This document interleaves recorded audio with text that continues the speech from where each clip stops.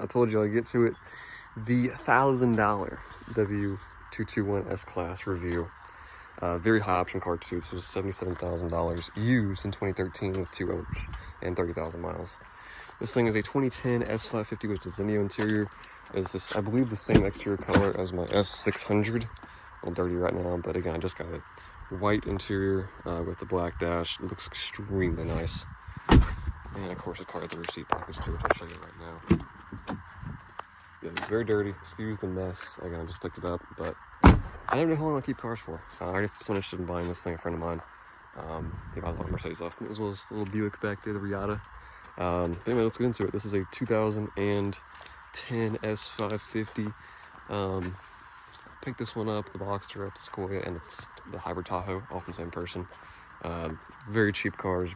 He buys them, very expensive, drives them until they're in the ground, and then sells them to me. I'm the lucky recipient of these vehicles. And this is powered by the 5.5 liter Mercedes V8. This is the more reliable one. They fixed the timing chain problems around 2010 or 2009. So this is one of the good ones. But let's get into it. I can find the key. Oh, I did find the key. There it is. My Riata keys too.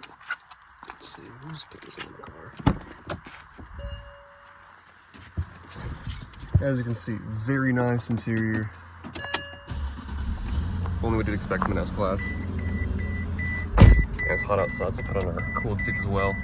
And yeah, so I've done an S-Class review in a while. The last one I did, I think, was the probably the 220 is what I'm thinking, my S600. But this is very similar to that car, but we'll get into it right now. Start with the driver settings. So obviously you have your steering wheel, touch controls, and paddle shifters. Distronic is right here, turn signals are right here, as well as your heated steering wheel and adjust to. Right here, your lights, night control, which I don't think I can show you right now because it's not dark outside. Parking release is right here. Mirror controls, windows, as well as the sun blinds. Put your power. Extremely nice looking. Trunk is power as well, so power up and power down. Cool seats are always very nice, and adjustable seat, as well as many memory settings. Also, what's cool about this is I can actually adjust the passenger seat from the front seat now and from the back seat. So my 220 600, you can only adjust it from over there. Also new for this car is you have ambient lighting. You can kind of see right there, and you have this little touch dial. So I still prefer the old style in the 220s. I always have that opinion, but this is not horrible. And you have navigation, you know, same as the 220. Audio on CDs right now. CD player for the 6 CD changer is right in there. Right here is your ashtray, and right here is your cup holders. They're a little dirty right now. The car had the one that's centered open for a little bit. Massaging seats, the rear sun blind, your volume controls, massaging seats, CDs. Center console not as deep as 220. You only have one level, but again, it's fine. Glove box is in here with a lot of documents. I get the car is extremely dirty right now. Again, this is a $1,000 car, so I'm not really gonna have the nicest, nice one out there. I'm showing you as is condition I bought it in, pretty much. Alcantara headliner with your nice mirrors in the back and a sunglass holder, which my 220 I do not believe had. Very nice interior. This was. Oh, you also have storage right there as well. I forgot to mention. Lost from the older generation S classes is the storage right here. Now it looks like it would have one. I don't think it does, even though it's split. So who knows? Anyway, let's get in the back seat where the S-Class magic really starts. Ashtrays, of course. Some reclining rear seats, as well as you have your cooled seats. Also more storage back here. Not very deep. Oh, that's disgusting. I gotta just pick up this car so don't rag on me too much. Also parking seats, which is nice. And rear seat climate. It's a nice design badge right there.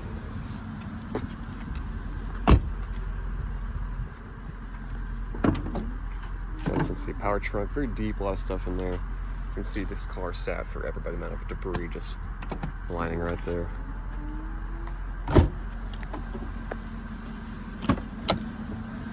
Let's pop the hood and show you what's under the hood. Let's pop the hood and show you what the hell was I saying? Sometimes I don't say the best things. Distronic control is right here, and I believe, yes, it's right here. There it is, Mercedes V8. About 375 horsepower, and it does pick up and go.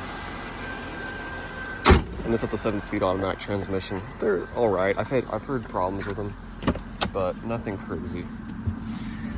Let's get inside of the S-Class. So this one also has the column shifter, which I have mixed opinions on. I personally prefer the I'll see the backup camera. I personally prefer the older style ones that they had, and let's just say the C-classes, the E-classes of more my generation of Mercedes, but I don't have a problem with them. I just prefer the old style stuff. You also have, this is really cool, is I can actually turn the screen towards me, towards the middle, or towards the passenger, which is really nice. And I do love the interior spec on this car. It is gorgeous, and the white wheel especially.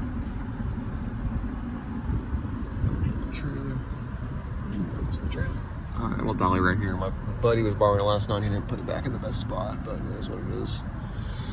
And yeah, so I think I've done a review on the 116. No, the 126. I'm not on 116 yet. My 220s, both of them. And I believe I did one on my 140 as well. If I didn't, then I'll get to one soon. Let's get this thing for a little spin. Very short spin. Just because I don't have all the time in the world right now. But I don't come here very much anymore.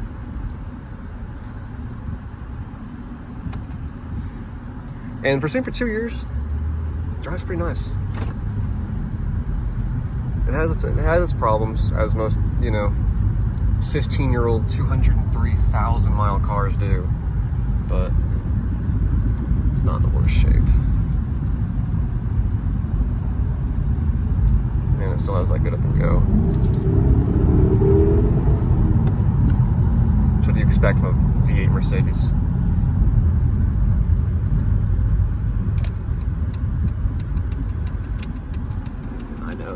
It flashes like crazy. The turns, both headlights do not work in this car, so I can't really drive it at night.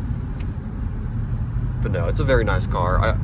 I have for the longest time hated on the 221, but after actually driving one and owning one, I kind of like them, especially this one. In the right spec, they look gorgeous, like this white over black with the Desenio gray interior or exterior. Phenomenal looking car. They do have their problems though. The early ones have the timing chain problems, and the late ones have the turbo problems as well as cooling problems in the back of the engine. So they have their problems. But a 2010 seems like the year to have. 2010, 2011, maybe 09. So they have their benefits. But again, like, don't buy a ragged out one. I bought a ragged out one, but I also know what I'm doing with these cars because I've had over 100 vehicles. At least in the 120 range right now, and at the same time I've also had a bunch of Mercedes, so I know what I'm doing with these cars, even a couple 550s. So anyway, I'll show you one last little view of the exterior. This car obviously has aromatic, and it's been replaced fortunately by the prior owner, but they still have their issues. And as you can see, we have a little bit of trim sticking up there. Again, 203,000 mile Mercedes S-Class. That was mistreated to hell and back, so I'm not really gonna fault it on a couple of trim pieces, but yeah, I like it. I still would take a 220 over it, but I do agree this thing looks a lot more modern. This thing looks like it skipped a generation between the 220 and the 221. Just like the 140 looks like it's so outdated compared to the 220. But anyway, I hope you enjoyed watching this. I like this car quite a bit, but I might sell it. The interior is beautiful, but I have an S600, so the 550 just doesn't do it for me. Anyway, catch you guys later. Peace out.